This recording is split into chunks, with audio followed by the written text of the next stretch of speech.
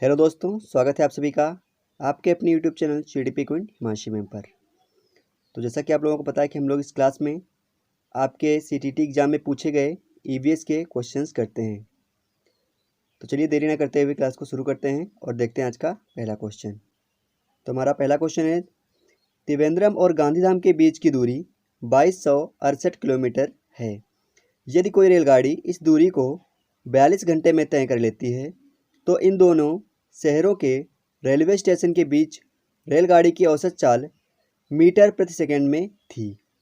बहुत ही अच्छा क्वेश्चन था, लेकिन इसमें क्या हुआ था, इसमें CTT ने सारे के सारे ऑप्शन जो थे गलत दे दिए थे, इसलिए सबको एक नंबर इसका कॉमन दिया गया था।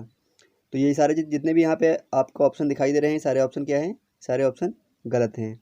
आप लोग कमेंट करके बताइएगा कि इसका आंसर सही क्या निकल कर आएगा। सभी लोग क्वेश्चन का स्क्रीनशॉट ले लीजिए, फिर आप लोग बताएंगे कमेंट करके कि इसका आंसर सही से क्या निकल कर आएगा। नेक्स्ट क्वेश्चन है हमारा क्वेश्चन नंबर 2। कोई छात्र ए पर है और वह बी पहुंचना चाहता है। इसके लिए पहले वह ओ पर जाता है, जो ए के ठीक उत्तर में 120 मीटर दूरी पर है, और फिर वह ओ से बी पश्चिम में 50 मीटर दूरी तय करके पहुंचता है। ए की बी से दूरी तथा बी के सापेक्ष ए की दिशा क्रमशः क्या होगी। आप लोग नोटबुक और पेन लेके बैठिएगा, क्योंकि आपके CTT एग्जाम में ऐसे क्वेश्चन बार बार पूछे जाते हैं। तो सभी लोग इसको सॉल्व जरूर करिएगा। चलिए बताइए इसका आंसर क्या हो रहेगा। क्वेश्चन नंबर 2 को सही से पढ़ें, फिर अपनी नोटबुक में इसको सॉल्व करिए, फिर उसको बताइए कि आंसर क्या निकल कर आ जाएगा।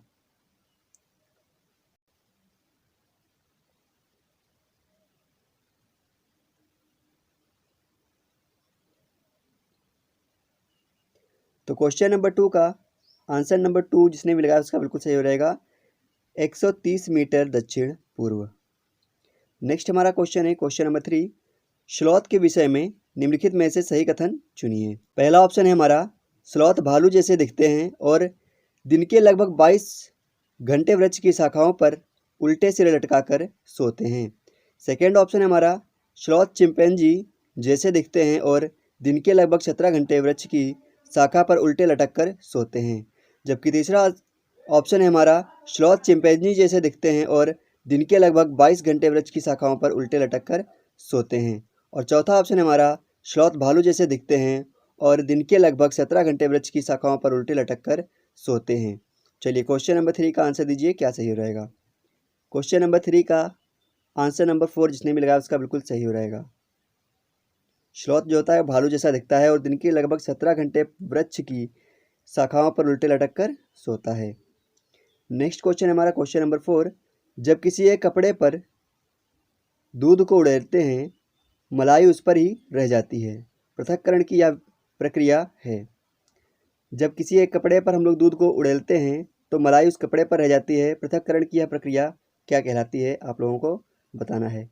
यहाँ पे दूध लिखा हुआ है, आप लोग उसको सही कर लीजिएगा। यहाँ पे दर्द नहीं है, यहाँ पे दूध लिखा हुआ है। चलिए क्वेश्चन नंबर 4 को बताइए। जब किसी कपड़े पर हम दूध को उड़ेलते हैं तो मलाई कपड़े पर रह जाती है। पृथक्करण की यह प्रक्रिया क्या कहलाती है। क्या यह निस्यंदन कहलाती है, चालन कहलाती है, अवसादन कहलाती है या फिर निस्तारण कहलाती है। क्वेश्चन नंबर 4 का आंसर दीजिए।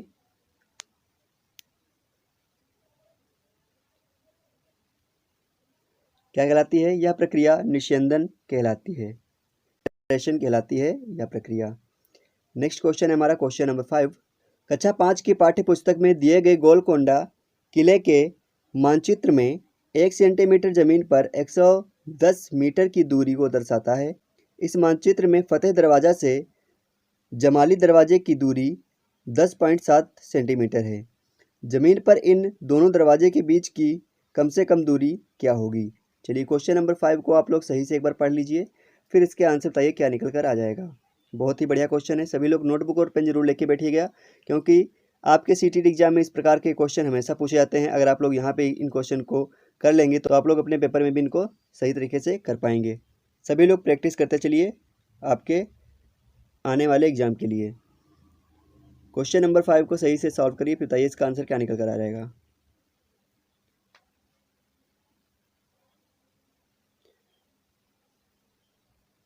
तो क्वेश्चन नंबर 5 का जिसका भी आंसर आया है 1.177 km, उसका बिल्कुल सही हो रहेगा, यानी इसका आंसर नंबर 2 बिल्कुल सही है।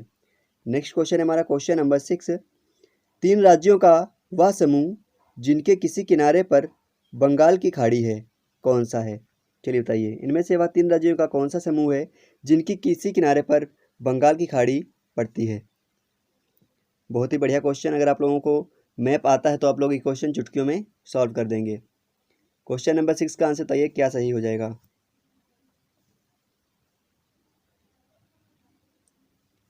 क्वेश्चन नंबर 6 का आंसर नंबर 3 जिसने भी लगाया है उड़ीसा, आंध्र प्रदेश और तमिलनाडु, बिल्कुल सही है। नेक्स्ट क्वेश्चन है हमारा क्वेश्चन नंबर 7। मान लीजिए आप मध्य प्रदेश में हैं। इस राज्य के सापेक्ष किस दिशा में हमारे देश के सर्वाधिक घने जंगल हैं? चलिए क्वेश्चन नंबर 7 का आंसर दीजिए।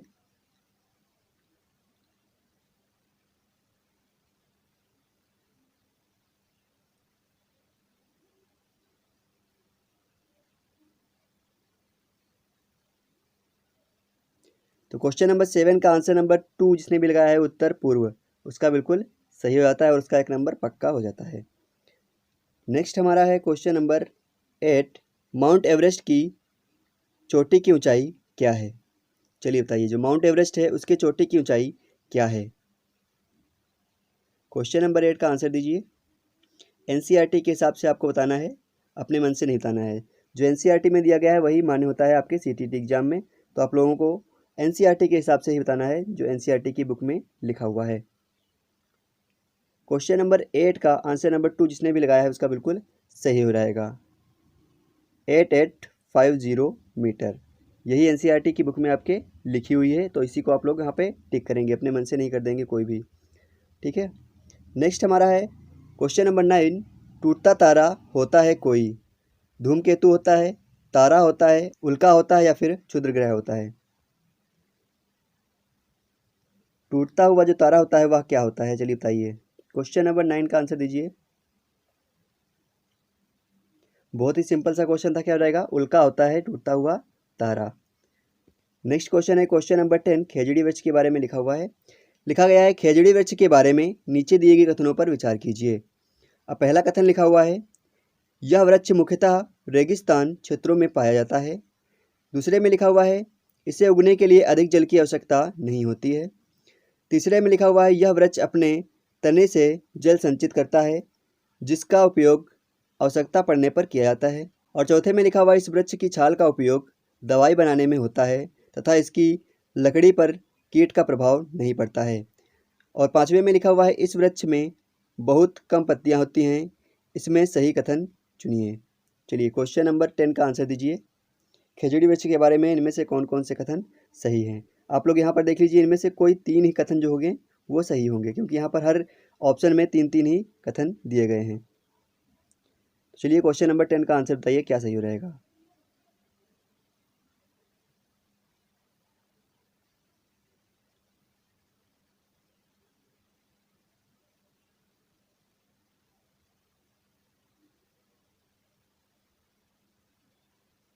तो क्वेश्चन नंबर 10 का ऑप्शन सही हो रहेगा, क्योंकि यह जो सी वाला है यह किसके बारे में? यह डेजर्ट ओक के बारे में, रेगिस्तानी ट्री के बारे में यह बात करी गई है। और ई वाला जो है यह भी डेजर्ट ओक के बारे में बात करी गई है। तो सी और ई को हटा के बाकी जो हमारे 3 ऑप्शन बचते हैं ए, बी और डी, ये हमारे बिल्कुल सही हो जाते हैं। नेक्स्ट क्वेश्चन है क्वेश्चन नंबर 11। किसी छात्र द्वारा नीचे दिए गए कथन पर विचार कीजिए। अब छात्र बोल रहा है, मैं जिस क्षेत्र से आया हूँ वहाँ बारिश बहुत कम होती है। यहाँ पर बारिश कर लीजिएगा, यहाँ पर क्या लिखा हुआ है? बारिश। वहाँ पर बारिश बहुत कम होती है, गर्मी बहुत पड़ती है, हमारे घर मिट्टी के बने होते हैं, घरों की दीवारें बहुत मोटी होती हैं और इन्हें मिट्टी से ही पोत कर सुंदर किया जाता है। घरों की जो छतें होती हैं वो कटीली झाड़ियों से बनाई जाती हैं। यह छात्र निम्नलिखित में से किस राज्य से आया हो सकता है? चलिए इस कथन के हिसाब से बताइए कि यह छात्र जो है वह इनमें से किस राज्य से आया हो सकता है? छात्र बोल रहा है कि मैं जहाँ से आया हूँ वहाँ पे बारिश बहुत कम होती है और गर्मी बहुत ज़्यादा पड़ती है, और उनके जो घर होते हैं वह मिट्टी से बने होते हैं, इनकी दीवारें बहुत मोटी होती हैं और इनके घरों को मिट्टी से ही लीप पोत कर सुंदर बनाया जाता है, और इनकी जो छतें होती हैं उन पर कटीली झाड़ियाँ पड़ी होती हैं। तो यह छात्र जो है कहाँ से आया हो सकता है? क्वेश्चन नंबर 11 का आंसर दीजिए। सभी को बताना चाहिए क्या हो जाएगा?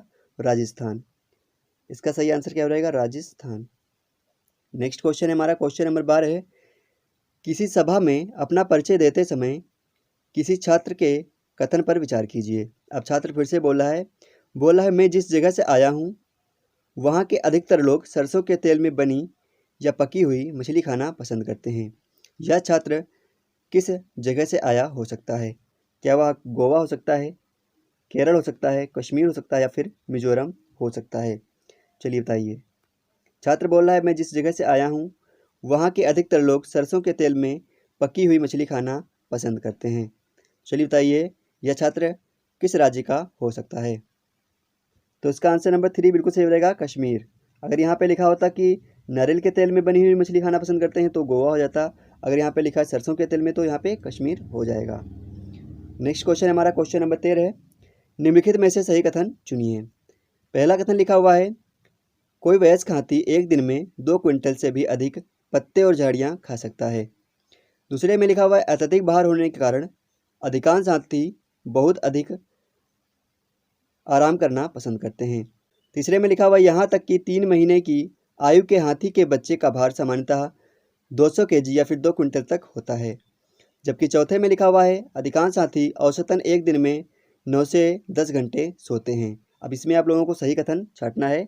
यहाँ पे 4 कथन लिखे हुए हैं, इनमें से कोई एक कथन ही सही है, जिसे आप लोगों को छांटना है कि इनमें से कौन सा कथन सही हो रहेगा। क्वेश्चन नंबर 13 का आंसर दीजिए। तो देखिए इसमें पहला ऑप्शन गलत हो गया क्योंकि यहाँ पे 2 क्विंटल नहीं 1 क्विंटल होता या फिर 100 केजी होता तो यह सही हो जाता, इसलिए यह गलत हो गया। दूसरा लिखा हुआ है अत्यधिक भार होने के कारण अधिकांश हाथी बहुत ज़्यादा आराम करना पसंद करते हैं, तो यह भी गलत हो गया क्योंकि हाथी जो होते हैं वह 2 से 4 घंटे ही सोते हैं। चौथे में लिखा हुआ है अधिकांश हाथी औसतन एक दिन में 9 से 10 घंटे सोते हैं, तो यह भी गलत हो गया क्योंकि अधिकांश हाथी जो होते हैं वह एक दिन में 2 से 4 घंटे ही सोते हैं। तो इसका आंसर नंबर 3 बिल्कुल सही है। एक जो 3 महीने का हाथी का बच्चा होता है उसका भार सामान्यतः 200 केजी तक होता है या फिर 2 क्विंटल तक होता है, तो उसका आंसर नंबर 3 जो है वह बिल्कुल सही हो जाएगा। नेक्स्ट हमारा क्वेश्चन है क्वेश्चन नंबर 14 है, एक समूह को चुनिए जिसका प्रयोग पुनः चक्रण के पश्चात किया जाता है।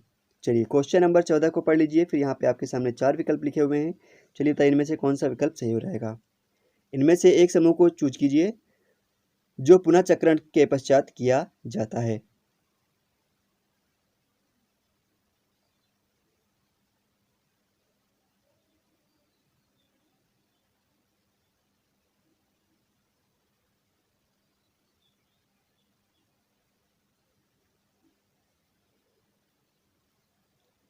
तो क्वेश्चन नंबर 14 का ऑप्शन नंबर 3 जिसने भी लगाया है उसका बिल्कुल सही हो जाएगा। लोहे की कीलें, कांच की बोतल, स्टील मग, गत्ते का डिब्बा आदि। नेक्स्ट क्वेश्चन है हमारा क्वेश्चन नंबर 15 है, निम्नलिखित का मिलान कीजिए। अब एक तरफ लिखे हुए हैं कॉलम ए और एक तरफ कॉलम बी लिखा हुआ है, इनको आपको मिलाना है। एक तरफ राज्य के नाम लिखे हुए हैं और दूसरी तरफ उन राज्य के जो सबसे पसंदीदा भोजन है उनके बारे में लिखा गया है। तो आप लोगों को मिलाना है कि कौन से राज्य में कौन सा भोजन अत्यधिक पसंद किया जाता है या फिर खाया जाता है। कॉलम फर्स्ट को सेकंड से मिलान करना है।